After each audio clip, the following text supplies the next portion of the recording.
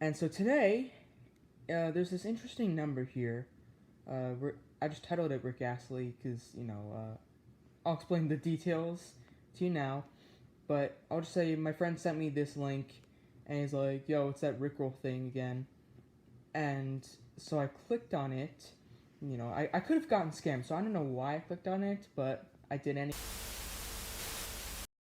This is the emergency alert system. This system was developed by broadcast and cable operators to keep you informed in the event of the emergency. All programming has been suspended for the duration of this emergency. Inbound missiles are headed towards the United States, and they are likely to target the major cities throughout the country. If you are in a rural area, you most likely won't be hit as bad but still need to seek shelter. The NORAD is launching counterfeit strikes and using their defense system to shoot down enemy missiles. The projected cities in the path of the missiles are New York, Boston, Detroit, Chicago, Miami, Washington, D.C., New Orleans, Houston, Dallas, Oklahoma City, Los Angeles, San Francisco, Seattle, and the Yellowstone caldera. It is unknown if these missiles are ballistic or nuclear or neither. However, if they are nuclear, then they are likely capable of wiping out cities. Perhaps the worst threat of all is if the missile lands inside the Yellowstone caldera, then the Yellowstone supervolcano will erupt within the next 10 to 15 minutes after it is dropped.